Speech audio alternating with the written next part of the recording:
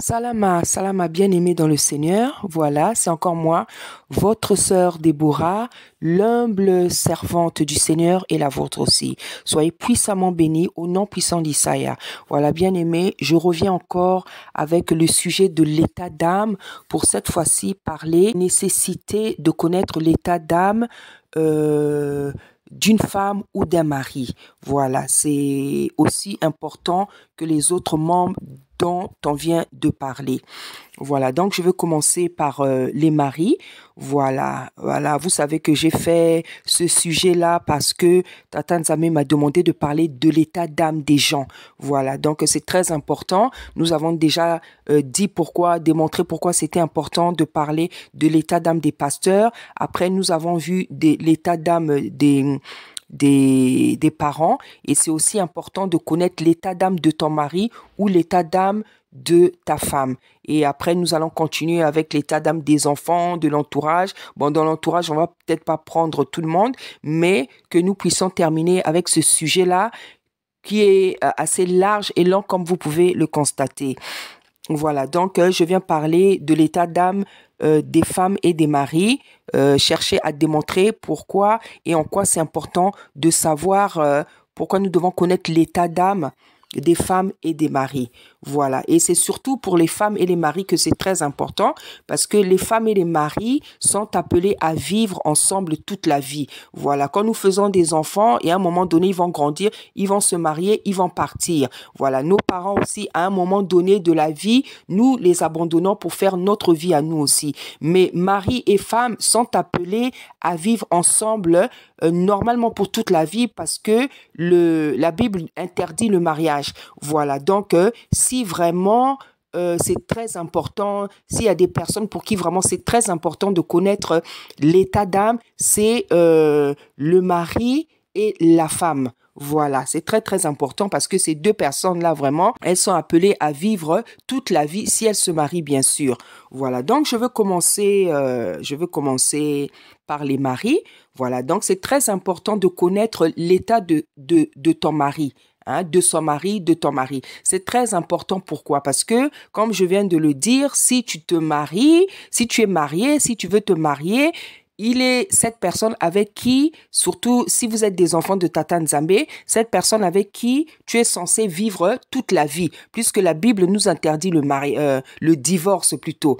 Voilà. Donc c'est très très important, bien aimé. C'est crucial, c'est extrêmement important de connaître l'état d'âme de la personne avec qui tu vis, de ton mari ou de la personne qui veut te marier, de la personne que tu veux épouser. Voilà, parce que vous allez dormir ensemble, vous allez rester ensemble toute la vie, vous allez faire des enfants ensemble. Donc, bien aimé dans le Seigneur, il n'y a rien de plus logique que de chercher à connaître l'état d'âme de son mari. Voilà, parce que, comme j'ai dit, on dort, vous dormez ensemble, vous faites des enfants, vous êtes appelés à vivre toute la vie ensemble. Voilà, donc c'est très très important.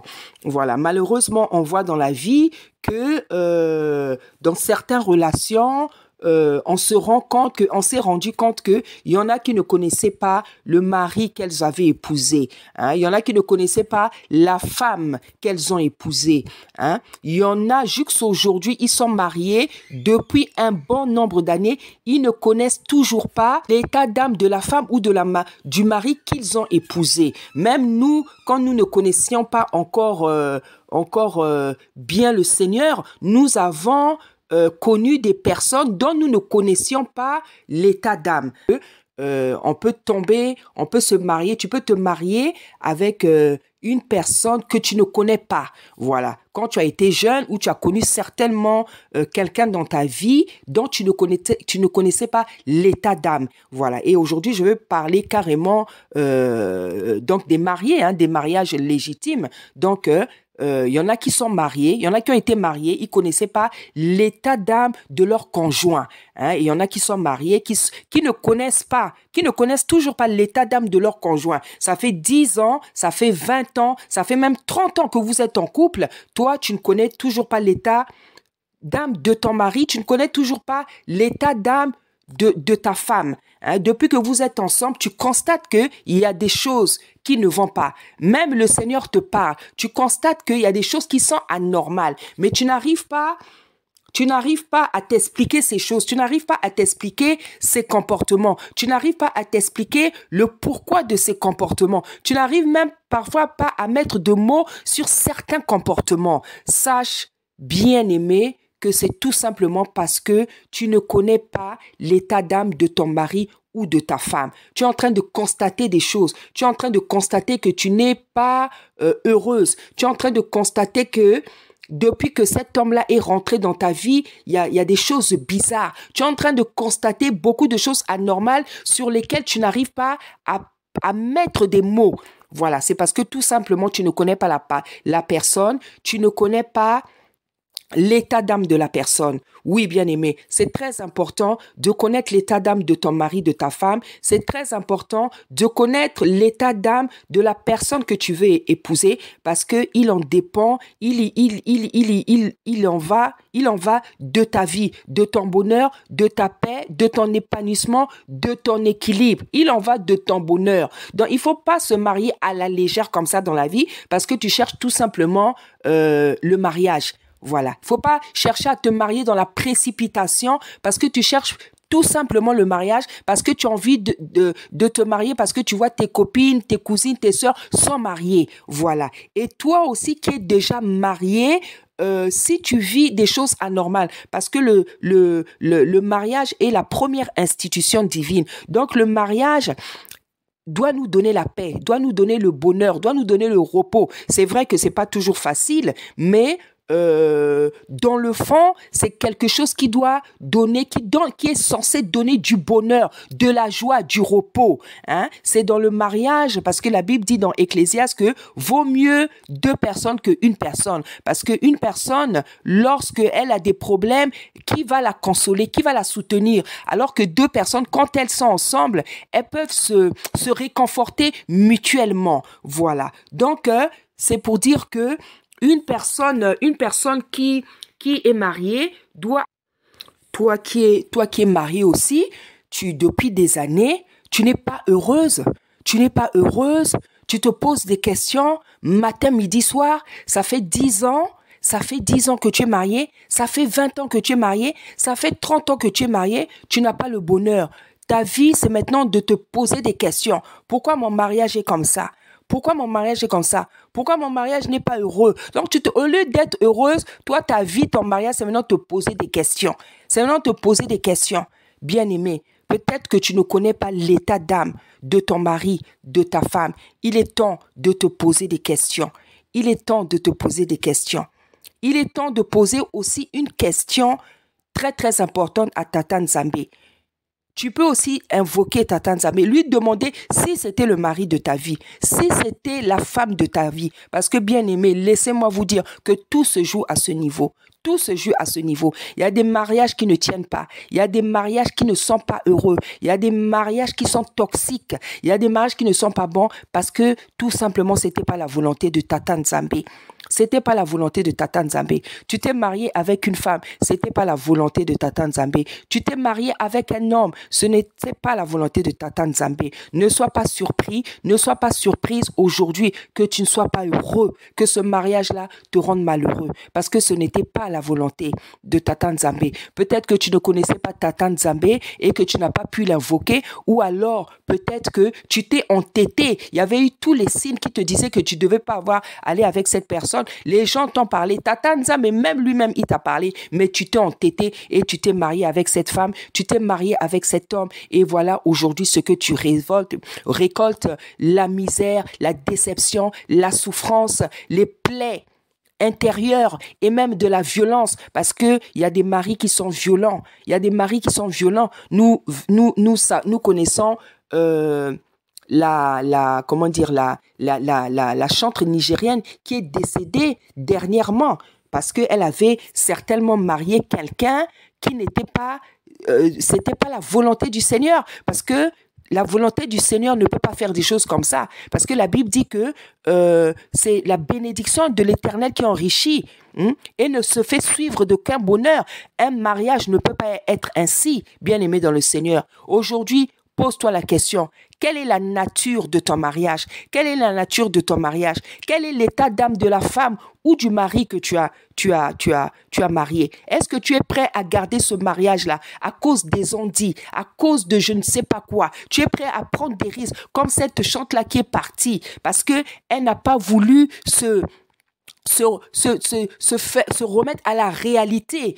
Se remettre à la réalité, voir que non, ça ne va pas. Voir que non, ça ne va pas. Elle a espéré que son mari puisse changer un jour. Finalement, c'est elle qui a perdu la vie. Donc, bien-aimé, sois réaliste aujourd'hui. Commence par te poser la question. Commence par te poser la question.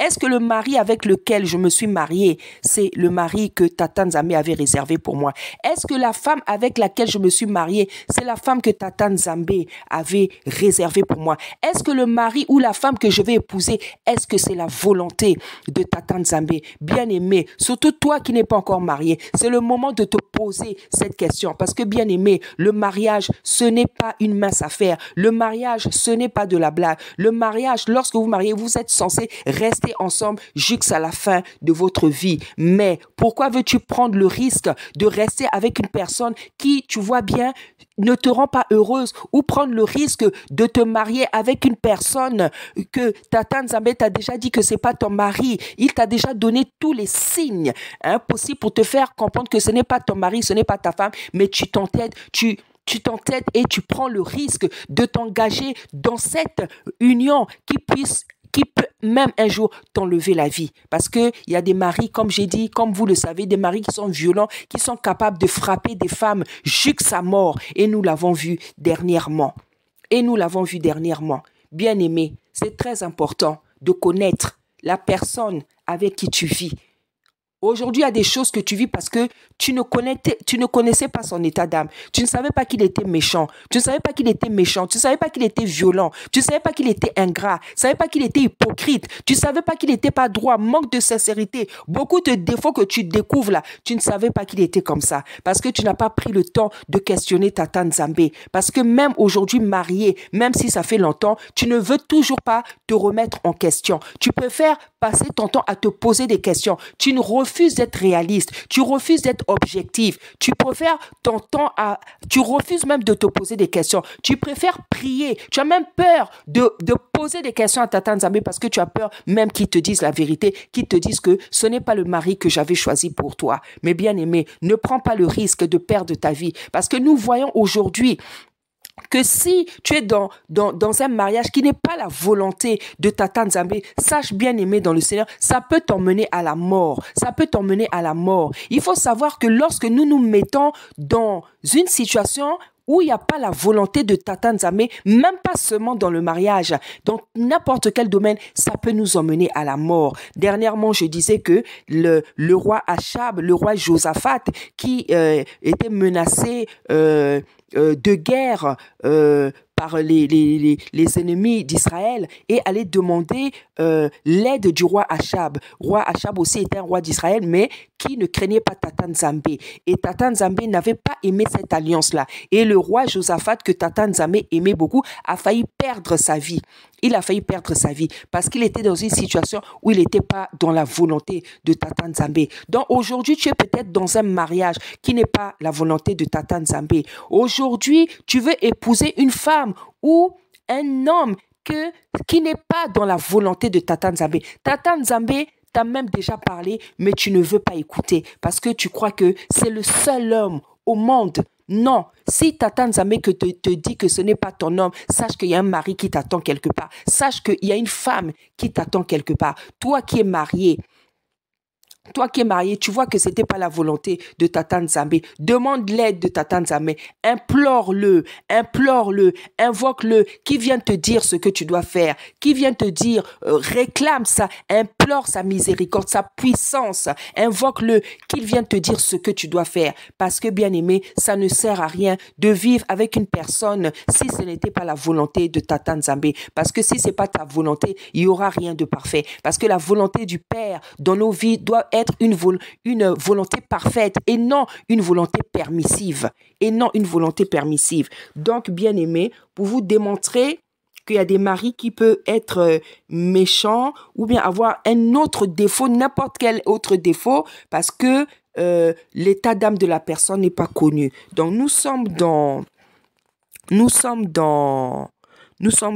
Samuel 25. Donc, il s'agit de l'histoire de Abigail.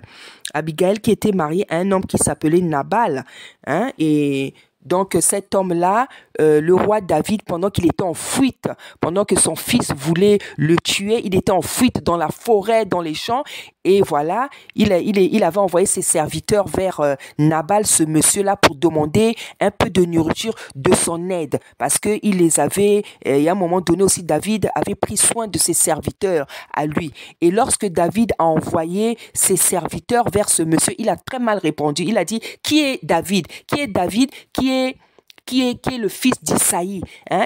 Il a dit qu'il y a des gens comme ça qui se font passer par, je ne sais pas qui. Il a dit, moi je ne vais pas donner de la nourriture à mes tendeurs pour donner seulement à quelqu'un que je ne connais pas. Donc il avait très mal parlé. Et alors que David l'avait aidé à un jour.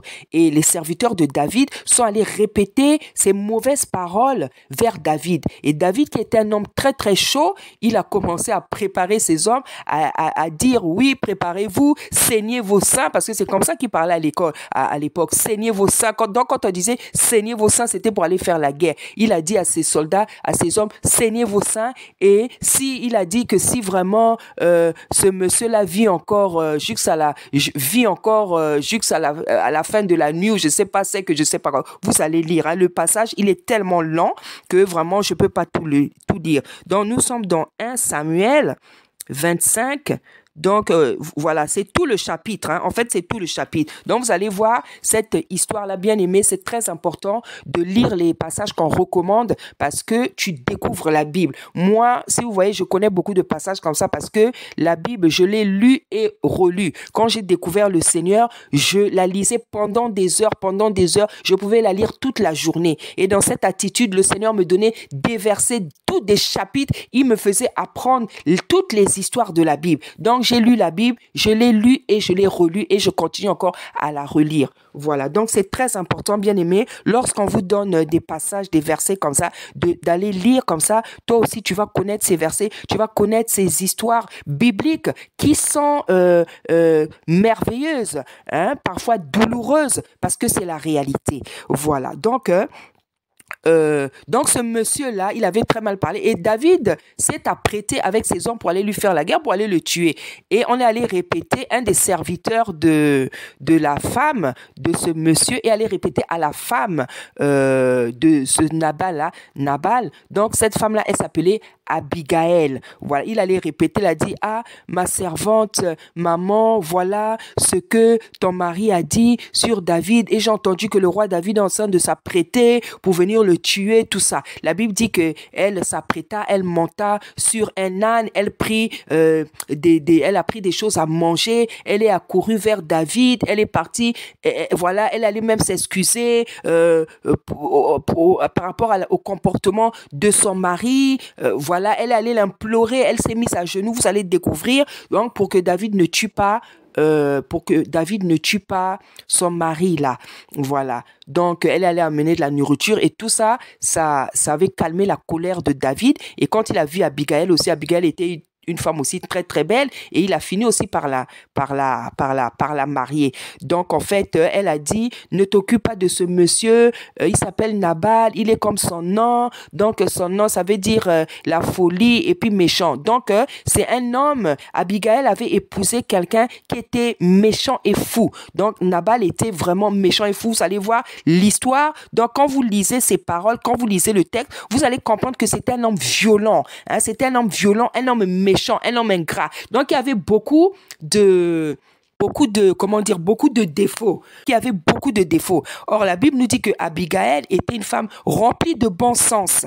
Alors, comment ça se fait que elle a pu se retrouver avec un homme comme ça? Donc, c'était une femme bien belle et tout, intelligente, remplie de bon sens. Parce qu'on dit remplie de bon sens, donc c'était une femme très intelligente. Mais comment ça se fait que cette femme s'est retrouvée avec un homme comme ça? Voilà, donc vous allez lire l'histoire, vous allez voir que ce monsieur a fini par mourir. Voilà. Donc ici, je cherche à démontrer que tu peux avoir épousé un homme qui est violent, qui est méchant, qui est ingrat, qui a tous les mauvais défauts parce que toi, tu connaissais pas son état d'âme. Tu connais pas son état d'âme. Tu préfères fermer les yeux. Tu as préféré fermer les yeux. Tu as préféré fermer les yeux. Et jusqu'aujourd'hui, tu préfères fermer les yeux parce que tu ne veux pas accepter la vérité, parce que tellement tu aimes ce monsieur, tu crois que le monsieur-là, ce mari-là, ce fiancé, il est seul sur la terre. Non, ma sœur bien-aimée, nous voyons maintenant ce qui se passe. Il y a plein de femmes qui sont en train de mourir parce que leurs hommes sont en train de les tuer. Si tu ne veux pas terminer de la même manière, vous m'excusez bien-aimée d'avoir parfois des paroles aussi crues, mais je suis là pour vous dire la vérité. Je suis là pour réveiller mes sœurs. Je suis là pour réveiller les femmes. Je suis là pour réveiller les enfants de Tata Nzambe. Donc, je ne viens pas avec les sentiments.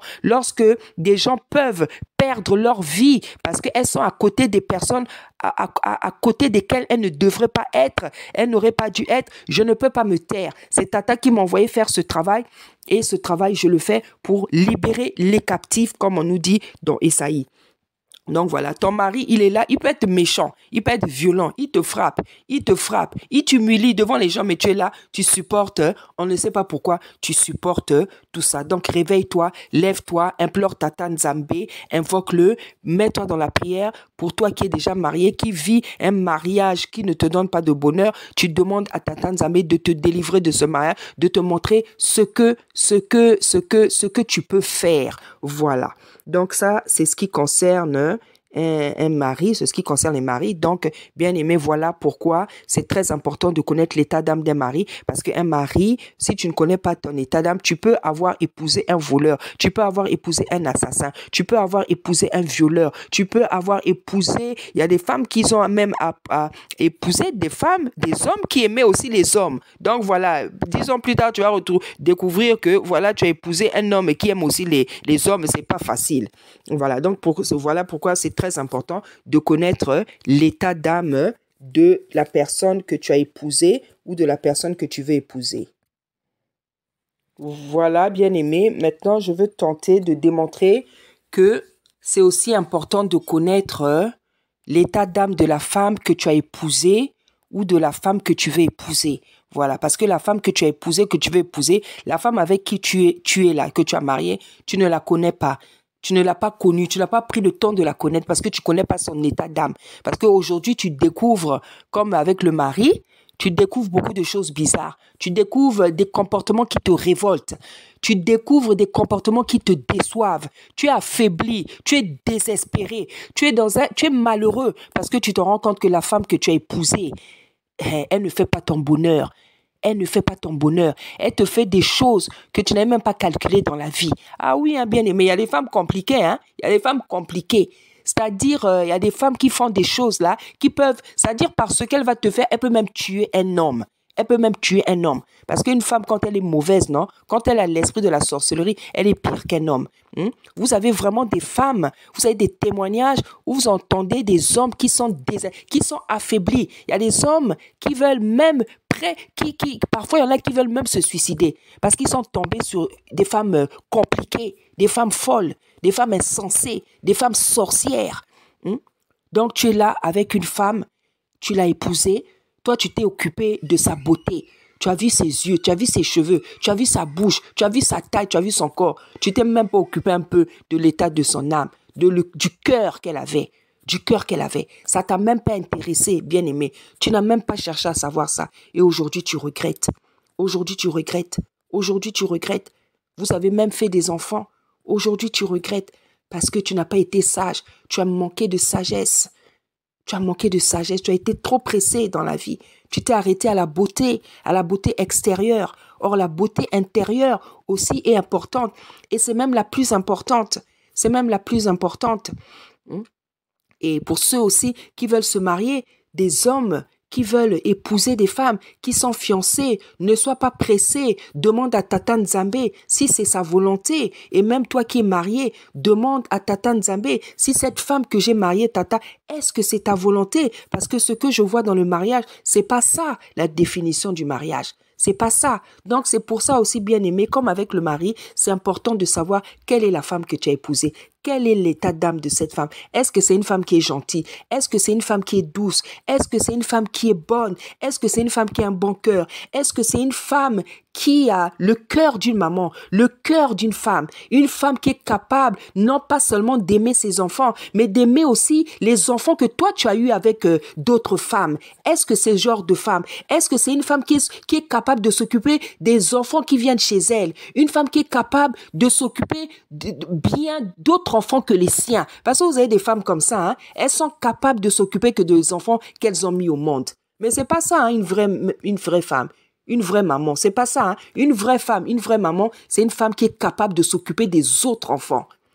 Je vous dis la vérité, c'est ça une vraie femme. C'est ça une vraie mère. C'est une femme de valeur. C'est une femme qui est capable de s'occuper de d'autres enfants, des enfants même que son mari a eu avec d'autres femmes avant de le connaître. C'est ça une vraie femme. C'est ça une femme de valeur. Mais aujourd'hui, tu es dans le mariage, tu découvres que la personne que tu as aimée, c'est pas celle-là. Tu découvres la personne que tu as mariée, c'est pas celle-là. Tu es déçu, tu es déstabilisé, tu es perdu, tu es déséquilibré. Tu es dépassé, tu es traumatisé même. De découvrir, de voir les comportements que tu vois chaque jour. Parce que peut-être tu n'as pas pris le temps de chercher l'état d'âme, de te questionner, d'implorer, d'invoquer Tata Nzambe. Tu as été pressé. Et toi aussi, qui veux marier une femme aujourd'hui, ne sois pas pressé. Parce qu'il y a des femmes, comme on dit, qui ont détruit des hommes et qui détruisent des hommes. Vous savez, hein, c'est pour ça que peut-être qu'on dit que la femme, c'est une sorcière, c'est des sorcières. Je dirais pas ça, hein, je dirais pas ça. Mais ce que je sais, c'est que la femme a une capacité plus puissante de faire du mal à un homme que l'homme à une femme. Voilà, la capacité de la femme à faire du mal, je crois qu'elle est plus puissante que celle de l'homme. Parce qu'une femme, quand elle est mauvaise, quand elle décide de faire du mal, franchement, ça sera vraiment du mal. Hein? Chez nous, on dit que moi si à kokiko tumbamboka, c'est-à-dire qu'une femme peut brûler un village. Et c'est la réalité. La femme a cette capacité de faire le bien, la femme a cette capacité de faire le mal. Donc, toi qui es marié, invoque aussi Tata Nzambe vraiment pour savoir si c'était la femme qu'il avait voulu pour toi et implore-le sa miséricorde, son amour, sa fidélité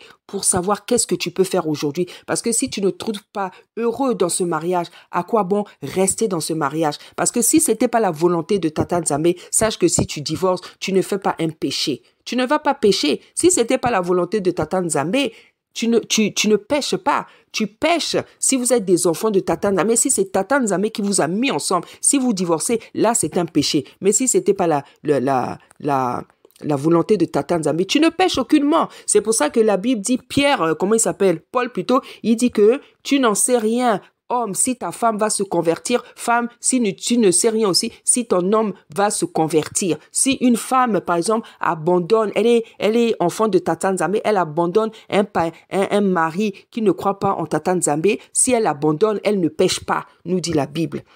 Mais toi qui es déjà marié, qui est dans ces problèmes, demande à Tata Nzambe. Donc, bien aimé, je vais vous emmener dans le chapitre... l'histoire de Job que vous connaissez, qui avait été éprouvé très très durement par Tata Nzambe. Il avait perdu en une seule journée ses enfants, il est tombé malade et tout. Et sa femme était tellement dépassée, tellement dégoûtée. La Bible nous dit que Job n'avait pas péché, il n'avait pas insulté Tata Nzambe. Mais regardez comment sa femme avait réagi. Donc, on est dans Job 2.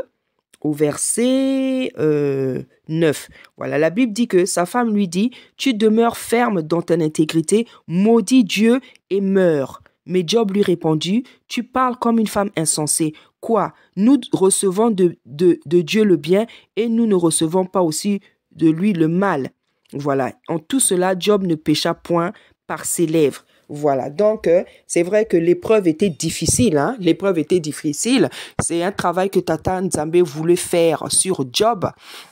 Et sa femme l'avait très mal pris. Elle pouvait pas aussi le savoir, hein, parce qu'on sait jamais qu'est-ce que le Tata Nzambe nous réserve. Hein, on sait jamais qu'est-ce que il peut nous arriver. Hein. Vous savez, il y a des choses comme ça que Tata Nzambe permet qu'il arrive dans nos vies. Et parfois, ces choses-là, ça arrive dans ta vie. C'est Tata Nzambe qui est en train de faire un travail sur toi, mais toi, tu ne sais même pas. Donc, effectivement, ça peut te permettre à dire du n'importe quoi. Et ce qui est arrivé à la femme de Job, hein, bon, c'était après tout aussi ses enfants. Hein, perdre des enfants comme ça en une seule journée, franchement, c'est difficile. Y a même pas de mots, hein, parce que même quand tu perds un enfant, c'est compliqué. Alors, quand tu perds tous les enfants en une seule journée comme ça, y a que Tata Nzambe qui peut soutenir une personne. Hein. Si tu te suicides pas, c'est que vraiment, c'est Tata Nzambe qui tient ton esprit. Voilà, donc la femme de Job avait très mal réagi. Elle a dit à Job, maudit ton Dieu, maudis-le et renie-le. Donc nous voyons que c'était une femme, la Bible nous dit que c'était une femme insensée. Hein? Donc même avant qu'elle soit insensée, on se rend compte que c'était une femme qui, elle croyait pas en Dieu. Hein? Elle croyait pas en Dieu.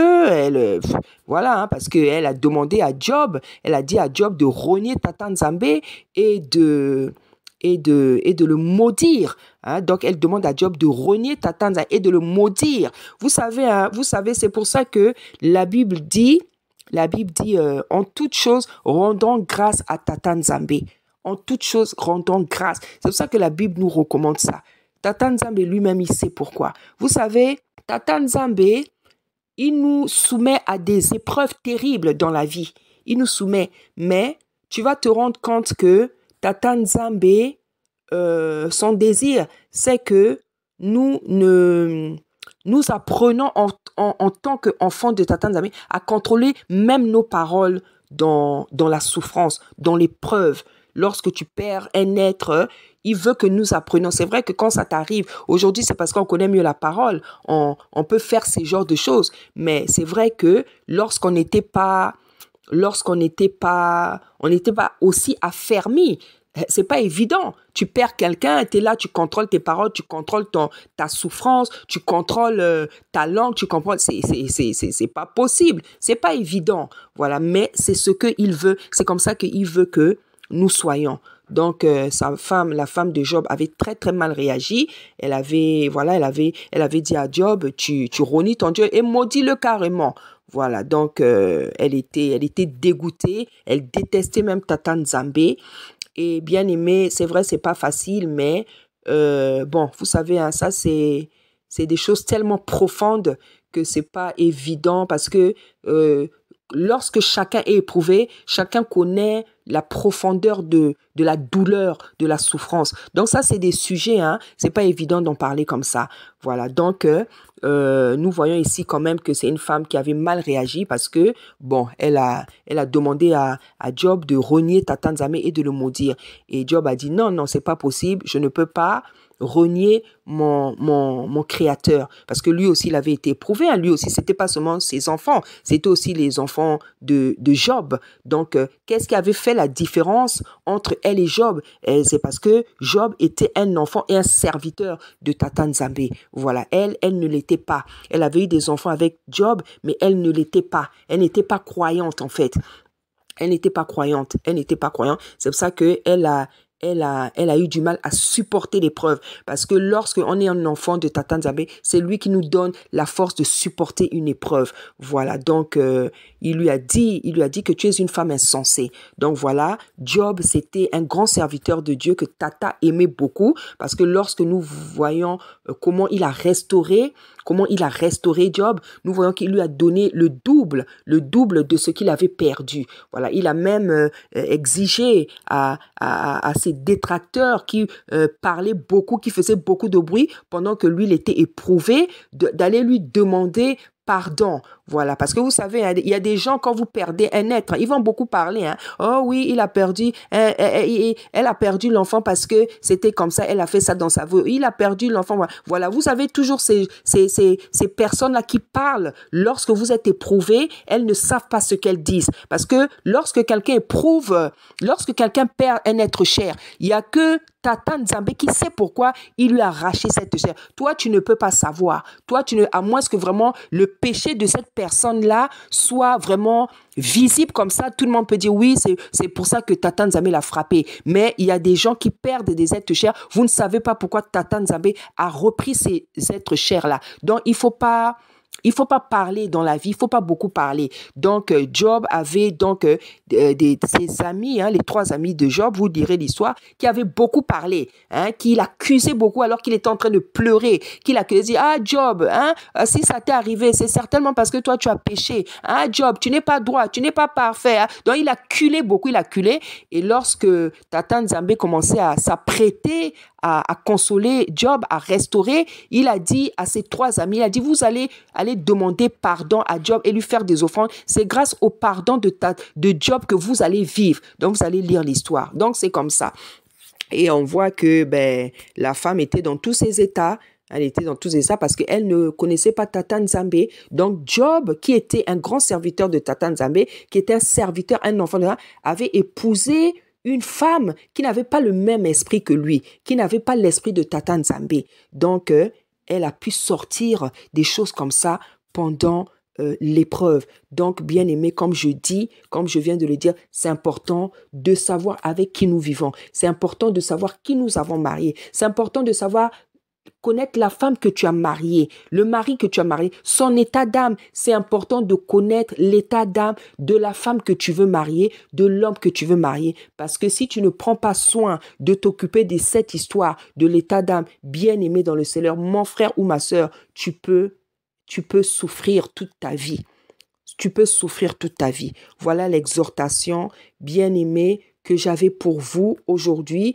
Donc, la prochaine fois, on va terminer avec la nécessité de connaître l'état d'âme des enfants parce que c'est aussi important, parce que nous voyons aussi dans la Bible qu'il y a des enfants qui ont fait des choses graves, qui ont déçu leurs parents et nous allons donc voir la nécessité aussi de connaître l'état d'âme des enfants. Donc, bien aimé, je me dépêche quand même de terminer ce sujet sur l'état d'âme parce qu'il y a tellement de messages, C'est pour ça que vous voyez, je suis en train d'enchaîner. Donc, je disais que le dernier volet qu'on va voir, ça sera l'état d'âme avec les enfants. Soyez puissamment bénis, bien-aimés dans le Seigneur au nom puissant de Isaïe.